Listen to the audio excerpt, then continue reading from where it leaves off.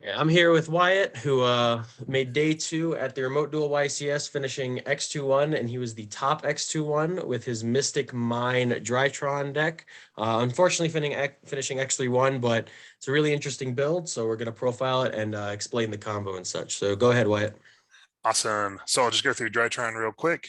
3 alpha, 3 zeta, 3 gamma, 2 delta, 3 cyber emergency and foolish, 2 Fafnir, 3 nova, and 1 ritual spell. So it's a little heavier, a little slightly heavier on some Drytron stuff, like using the second filled spell, using a second delta with 3 gamma.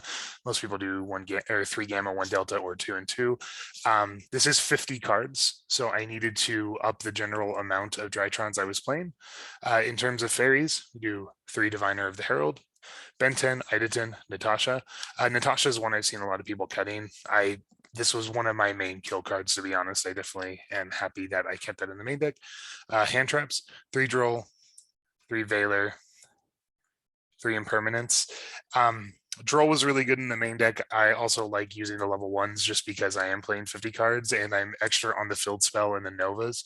And I also play some other field spell access stuff. So it was really common for me going first to have access to a Nova, since that's going to be the most common Drytron access I have.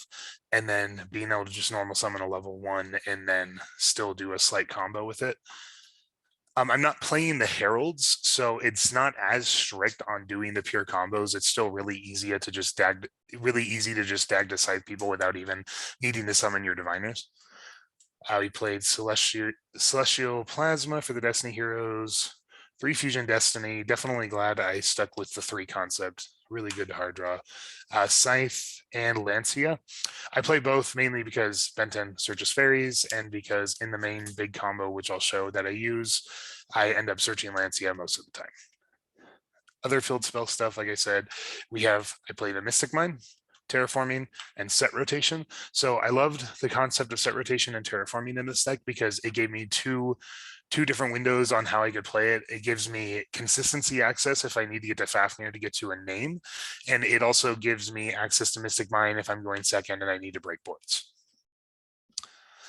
Only once in the tournament, though, did I activated set rotation 4 times, and only once did I give them Mystic Mine, and that ended up actually working in my favor, as I had DPE monster and they had a monster, and they went to flip the Mystic Mine, so I just used DPE to destroy himself and my monster in response, so my opponent was under mine at that point.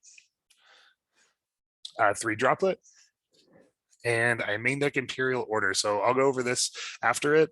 My main combo actually searches Imperial Order, and so that was a big part of it. I resolved main combo 4 or 5 times, and each time my opponent just immediately conceded, except for one time in which they had the Twin Twister, but then they still got Scythe locked after that.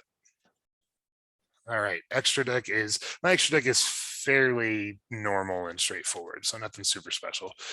2 Fafnir, Beatrice, played the Zeus package. I played Nightingale a lot in testing and at locals, but I did not play it at all this weekend. Link monsters, Verdi, Link Rebo, Nightmare Unicorn, Boral Sword, Dagda, and Nightmare Griffin. So Nightmare Griffin is part of the big combo I will show at the end, so very crucial to play. Naturally, fusions are Phoenix Enforcer and Natis, and then for 1 synchro, just the 1 Arclight. Side deck I felt was super important. First thing, I played all the gammas, probably the least impactful part of my side deck, mainly just because I only drew it once, and it just operated how an effect Veiler or an Impermanence would have at that point. 3 Nibiru. Nibiru is huge. I always want to side it. It's just always like a matter of finding spots. And as I said, the level 1 hand traps are decently relative to my engine as well. The other 2 Mystic Mines for if you're going second. 2 Cosmic Cyclone.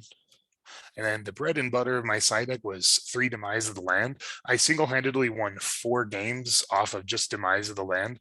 So basically what would happen is people would just constantly slam hand traps into me. I mean, it's the bane of Drytrons, is just hand traps, because all hand traps are good against Drytron. It's kind of a pain.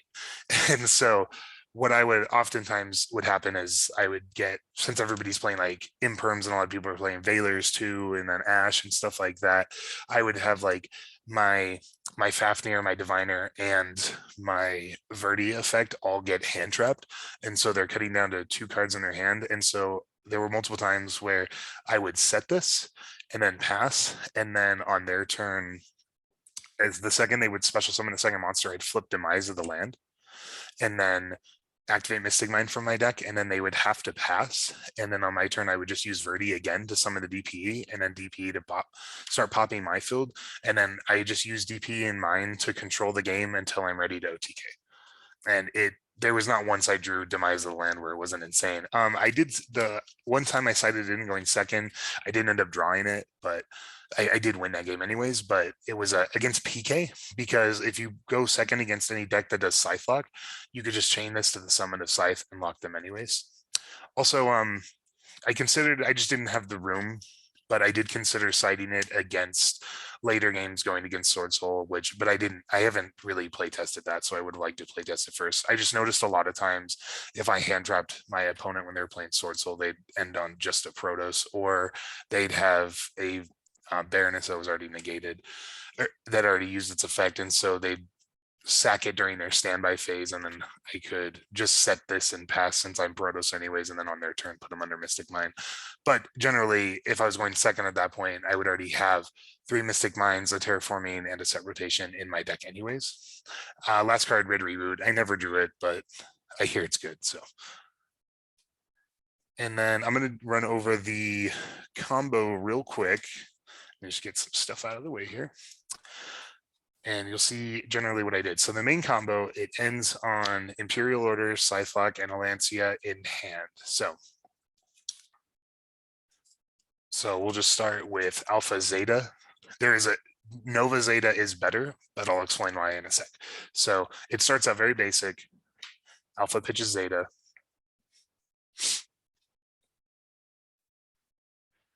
Adds Ben 10. Zeta pitches Ben 10.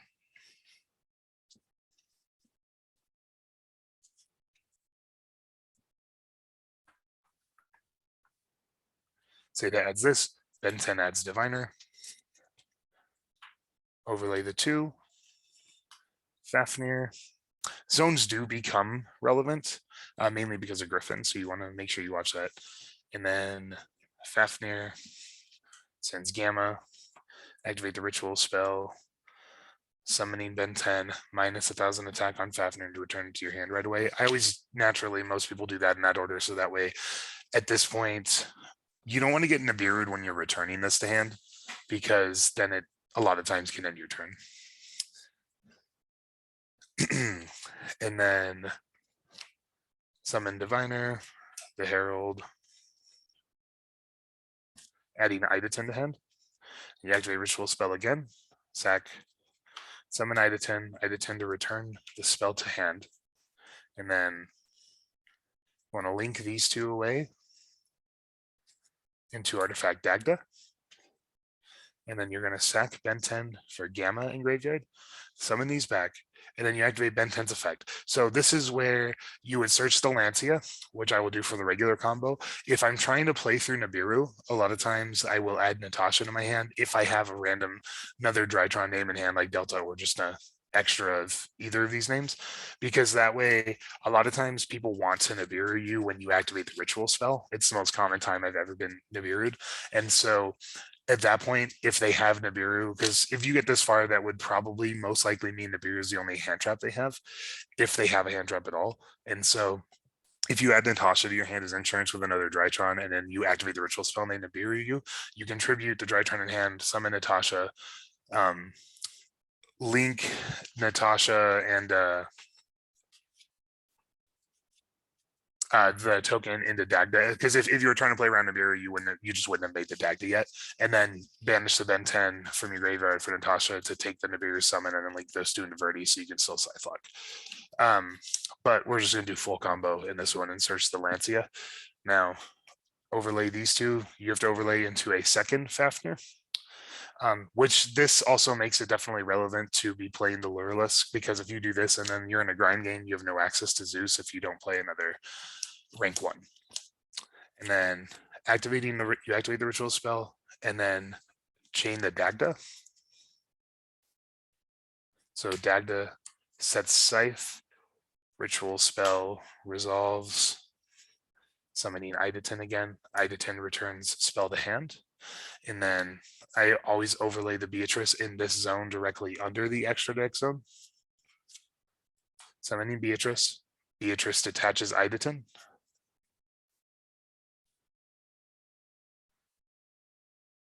To send Imperial Order from your deck to the graveyard. And you activate the ritual spell again. Summoning Idaten again. Idaten returns a ritual spell. You link 4 into Griffin. So this is why it's important, because Griffin negates Griffin makes it to where you cannot activate the effects of special summon monsters that are not linked. And so you want to make sure that you leave something under its zone when you summon it. Pitch Metanoise to set Imperial Order. And then you link the Griffin and Beatrice into Verdi. And then you use Verdi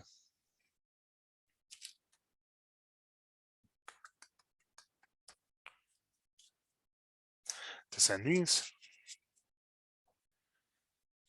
And summon DPE. So then at that point, that's the end of your combo. So you pass, and then on your opponent's turn, you are able to Scythe lock them, plus having the Imperial Order for their droplets / chalices. So at that point, they would basically have to pitch a trap, so that way they can negate generally the Phoenix Enforcer, because for me, what I'll do is, say I'm destroying like Enforcer Scythe, I'll go chainlink 1 Scythe, chainlink 1 Scythe, chainlink 2 DPE, and then if they don't do anything, I'll flip up Imperial Order right then, just in case if they have droplet plus a trap. And then if Twin Twister basically becomes their main out, because if they have Cosmic Cyclone, which a lot of people are playing, so they can banish the Scythe, you have the Lancia in hand to chain so your Imperial Order doesn't get banished. And so then if your full combo goes all the way, you lock them out of extra deck, out of banishing, and out of spells. Where the combo can be different is if you were to say the last monster so I had like a Fafnir out, right? And I linked Fafnir and the Idaten and the Dagda away. If you had Nova first, you would have a Linkaribo on board as well. And so you would have Dagda below and then the Beatrice off to the side with the Idaten and the Fafnir. So then you would just link, say, the Beatrice and the Idaten and the Dagda and put Griffin under Linkaribo. And so you'd also get to draw when you set the Imperial Order. And then you just link the Linkaribo and Fafnir into the Anaconda. So that way you get to leave your Nightmare Griffin on board. And yep, that is the end of the combo and the deck. All right, cool. Thanks. So real quick, is there anything you feel like you'd change about it, after the event?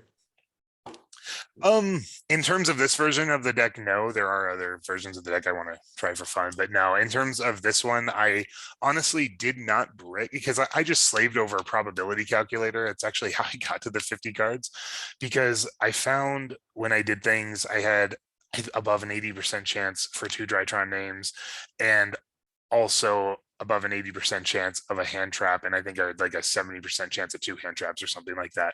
And so that was just where I found like the most consistent hands. I didn't brick until day 2 when I drew double Destiny Heroes, so I was pretty happy with how it drew and its consistency.